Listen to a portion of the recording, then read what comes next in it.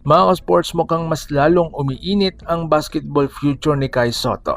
Dahil ayon sa mga latest reports, siguradong susubok na naman daw si Kai sa NBA Summer League ngayong July. At mas exciting pa rito, posibleng makasama niya ulit ang dati niyang teammate sa Japan na si Yuki Kawamura. Pero teka, habang pinapangarap ng mga fans na makita si Kai sa NBA Summer League, napakadami ring nalungkot dahil baka hindi siya makalaro para sa Gilas Pilipinas kontra sa mga powerhouse team ng Australia at New Zealand. At hindi lang yan pag-usapan din natin ngayon ang dating maangas na pahayag ng Vietnam head coach laban sa Gilas Pilipinas at kung paano muntik mapahiya ang Gilas sa isa sa pinakadikdikang laban sa SEA Games. Kung trip mo po ang ganitong content, paiwan ng follow at pa-subscribe na din. Tara po, simulan na natin.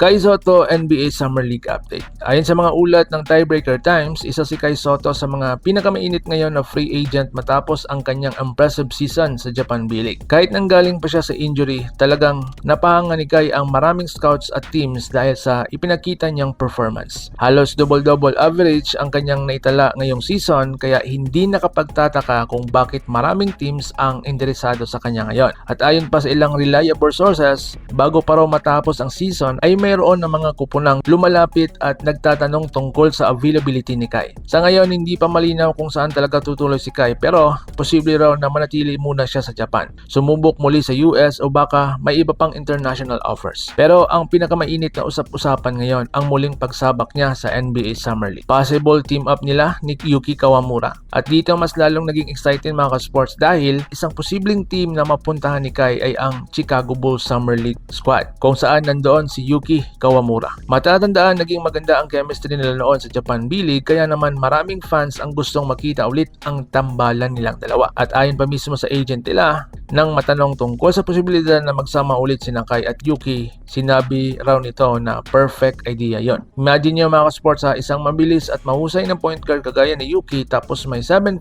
rim protector at finisher kagaya ni Kai Sotto. Napakaganda ang combination na yan lalo na sa NBA Summer League kung saan importante ang pick and roll pace, rim protection at transition offense. Kaya kapag nabigyan lang talaga ng tamang pagkakataon si Kai, posible siyang makatawag pansin sa NBA teams. So ngayon, dalawang panig ng mga fans. Pero hati pa rin ang opinyon ng mga fans mga ka-sports May ilan na gustong sumabak agad si Kai sa NBA Summer League dahil napakalaking oportunidad ito para sa kanyang NBA dream. Pero mayroon din mga gustong unahin niya ang Gilas Pilipinas lalo na't napakalaga ng laban kontra Aussie at Kiwi. At totoo naman mga sports, kapag nakalaro si Kai laban sa mga NBA level big man ng Aussie at Kiwis, malaking exposure din yon. Baka nga doon pa lang mapansin na agad siya ng mga NBA scouts. Kapag maganda ang performance niya laban sa mga world-class player, posible talagang makukuha siya ng two-way contract o training camp invitation. At alam naman natin kapag si Kai ang usapan, isang magandang torneo lang ang pwedeng magbago ng buong karir niya.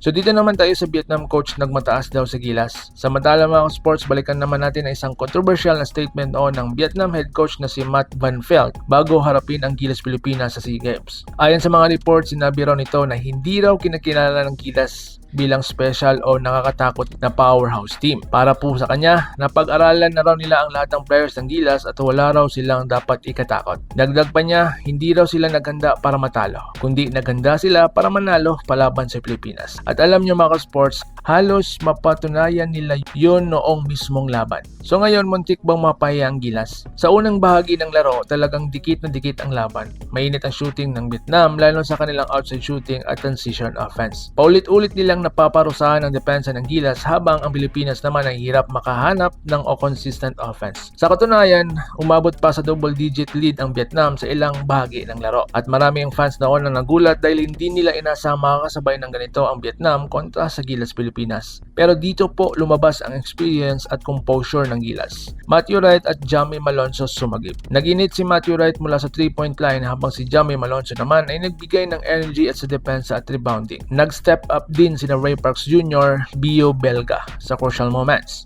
Unti-unting bumalik ang momentum sa Pilipinas hanggang sa maagaw nila ang lamang. Pero kahit ganon, hindi basta bumigay ang Vietnam. Patuloy silang lumalaban at paulit-ulit na nakakatama mula sa tres. Kaya naman naging isa ito sa pinaka-tense na SEA Games ng Gilas nitong mga nakaraang taon. So ngayon, anong mensahe para sa Gilas? At dito natin makikita mga ka-sports na hindi na talaga pwedeng malitin ang ibang Southeast Asian countries pagdating sa basketball. Malaki na talaga in-improve ng Vietnam, Thailand, Indonesia at maging Cambodia.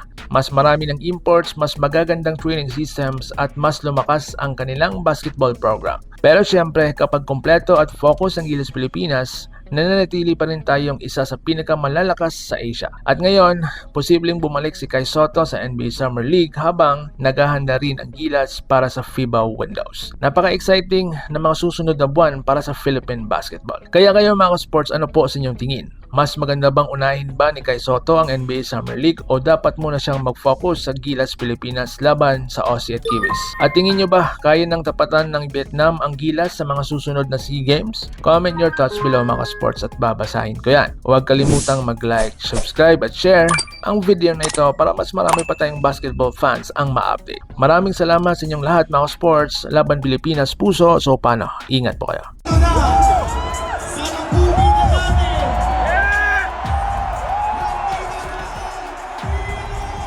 Mga ka-sports, kung hilig ninyong bumili ng mga Gilas jersey, Gilas accessories at mga gamit na pang basketball habang nanonood po kayo sa aking mga videos, kindly check this basket on this lower part ng ating video at magpa-pop up yung ating mga items sa gilid. Mga legit po yung mga items dyan and see to it po na makabili po kayo ahead of time kasi meron po yung mga discounts and mga promos depende po sa seller. And also, kunting suporta din as a content creator po. Salamat!